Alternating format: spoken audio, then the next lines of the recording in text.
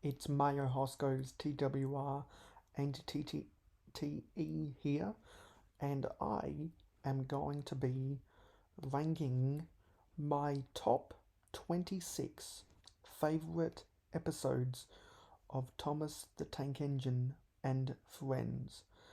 And the reason I chose 26 is because that's how many episodes there are in a season. So I thought it would be natural to do the same. Now, these are not the best, these are my favourite.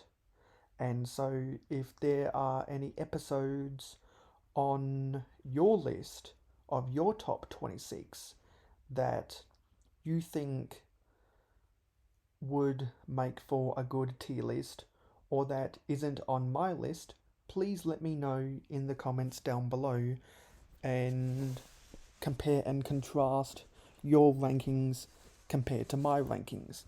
But let's do this, shall we? So we have the best of the best, super great, really great, great, and good. We're going to start from the good and we're going to go up to the best of the best.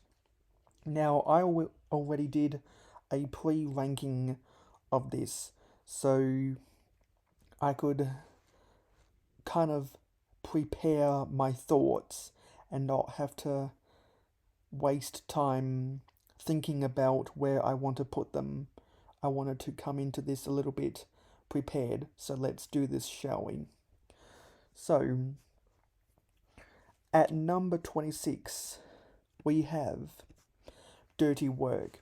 Dirty Work is a season 2 episode. It is the middle of the Duck and the Diesel trilogy. And the reason I like this so much is because I love Diesel's plan of revenge on Duck. Because Pop Goes the Diesel is where Duck embarrasses Diesel. Then, in Dirty Work, Diesel gets his revenge, and the next episode, A Close Shave, is where Duck gets sent away, but then Diesel gets evicted from the railway before he comes back in Diesel's. Well, in the season 3 episode, Diesel does it again for whatever reason. I've always liked Diesel's revenge plot against Duck in this episode, and the way that the big engines, Gordon, Henry, and James, then confront Duck because of the way that they think it was Duck who was the messenger to the troublesome trucks. I think that conflict is really interesting to watch because it's very relatable to the previous episode, Pop Goes the Diesel, and it's a very good continuation. It's a really good second part of a trilogy of episodes, which we don't really get that much in episodic TTTE episodes in any given season, because not too many of the seasons have a trilogy in them. I mean, you could kind of call. Well, you could pick and choose, but most of the times, especially in seasons 1 and seasons 2, either they were combined stories from the Railway series, or they were just a two-part story. So let's go on to the next one. And we're going to scroll down here. And we're going to get the world's strongest engine. This is a season 6 episode. I was born just before season 6 came out. So some people might not like season 6, but I have a lot of nostalgia for season 6. They're not the best episodes. They're not the best scripts. They're not the best writing. They're not the best character portrayals. They're not the best stunts. They're not the best lighting. They're not the best camera angles, but they are really nostalgic for me, and there are some really still some fun things they did in season 6. And I always liked Diesel's kind of ego at the door, because in the episode Henry crashes and has to get sent away for repairs, and it seems like the Fat Controller sees Diesel as the as like the bottom rung of his railway because like whenever the Fat Controller needs a replacement engine, Diesel is the first character he thinks of, to the point where Diesel just becomes a mainstay on the railway from the hit entertainment series onwards. So I think this episode really marks the mindset, hey, what if Diesel became a permanent character? And he did after this episode. And I don't think it's a coincidence that I have 2 episodes focused around Diesel in my top 26, because Diesel is he's a very good choreographed villain, because he's not one of the once-off villains like Diesel 10 in Thomas and the Magic Railroad, or Arian Burt's portrayal as the grim messengers of doom in Stepney Gets Lost, which is also on this list. And he's not Ebola, the Diesel Class 40, Diesel 261 from Bowled Out, or Diesel 199 Spam Can from the Railway series. He has more depth, and that's why I have some of Diesel's episodes ahead of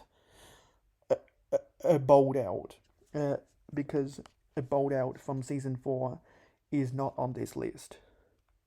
So the next one is Busy Going Backwards.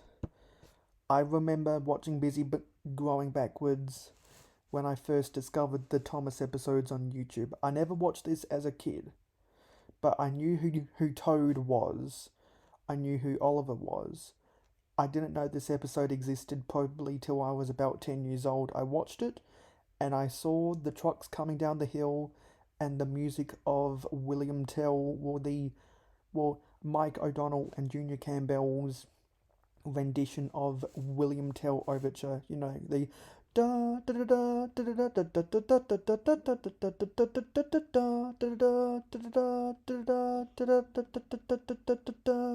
music, and that always stuck out to me.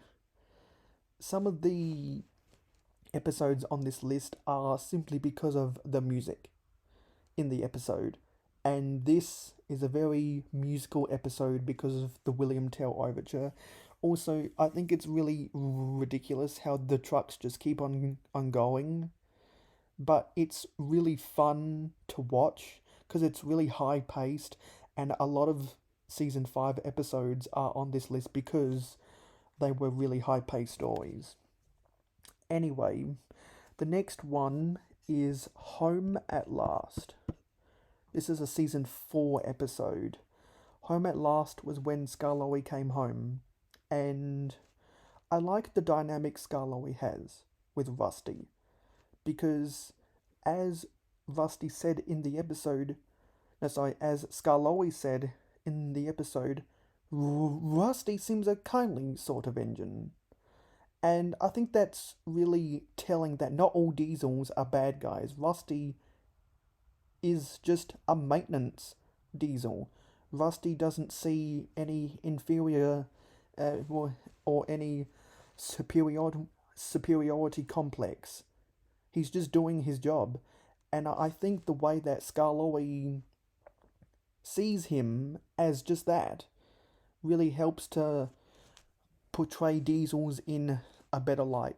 Not to mention the way that all the characters warn Skarloey about how, I guess, problematic Duncan is, and the fact that Skarloey is the one who rescues Duncan, who gets trapped in the tunnel, and the end of the episode where the Fat Controller scolds Duncan when he says, "Listen to me, there is nothing wrong with that tunnel. You stuck in it because you tried to do rock and roll. If it happens again," he said ominously, "I will find ways to cut you down to size. In that case, your career is on the line. Need I say more?"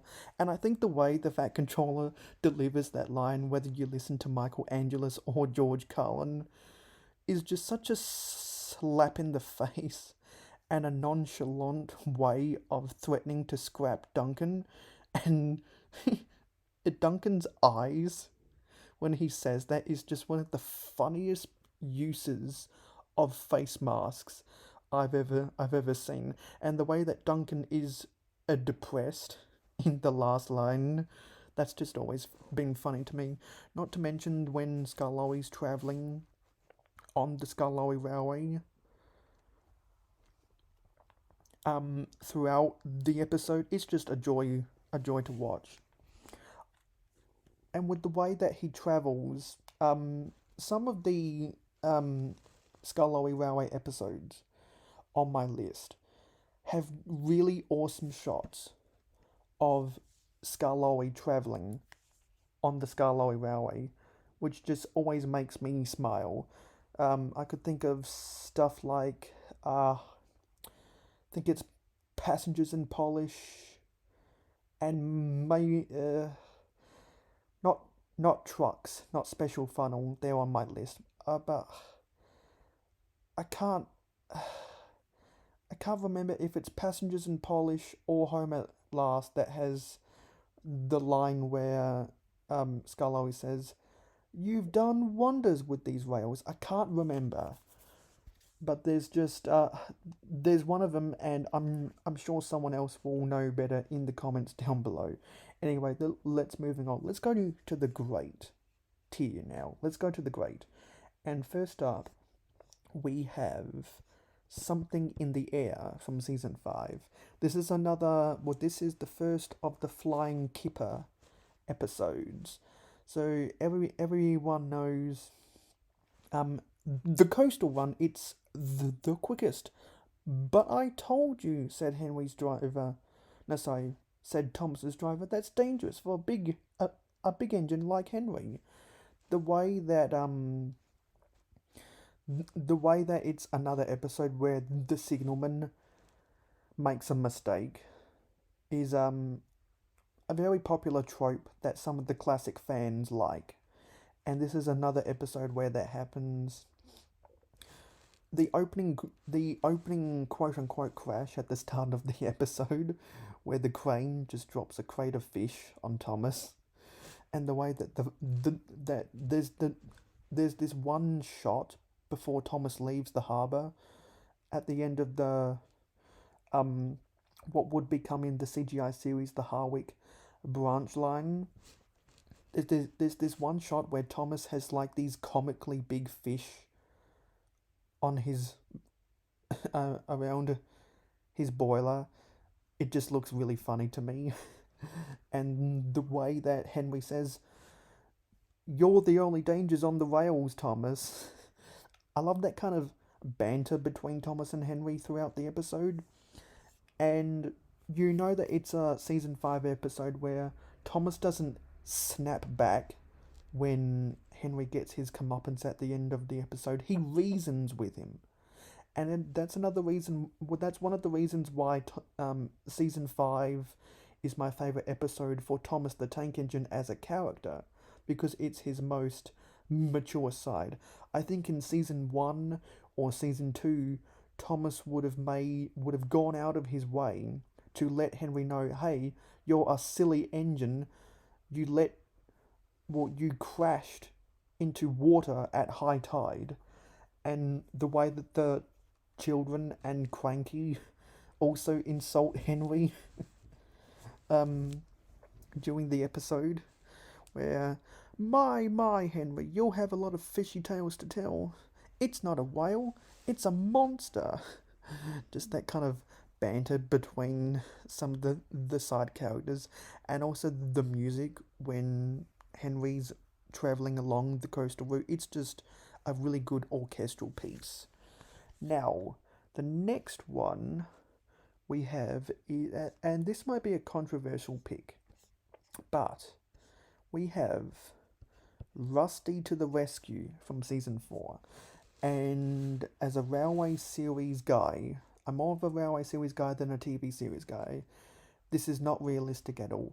But I am one of those people that is able to forgive the realism and Britt Allcroft rewriting the story to fit in with her interpretation, which would of the island of Sodor, which was a lead up to Thomas and the Magic Railroad. I can forgive that, and I can even forgive just for this one episode that stupidly there's narrow gauge tracks that go to the scrapyard on the other railway.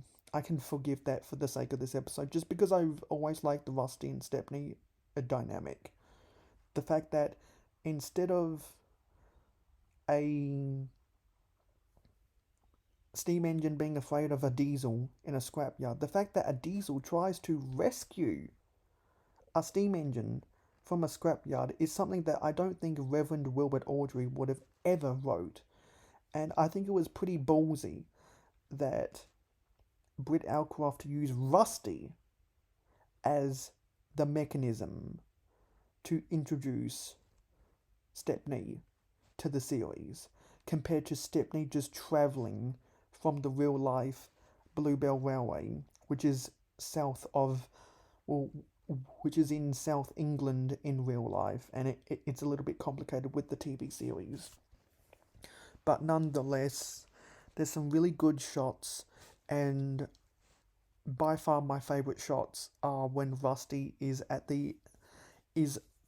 in the scrapyard set, which is actually just the Vickerstown Goods depot. If you look on the Thomas wiki, it's not actually the scrapyard at Barrow in Furness. It's just the Vickerstown Goods depot. So I always thought it was weird that they said it was scrapyard on the other railway. I always thought that was weird. Anyway, that's a side note. But the way that particularly Michael Angelus's narrations when Rusty enters the scrapyard, and it's like, "Oh, what's that?" said Rusty.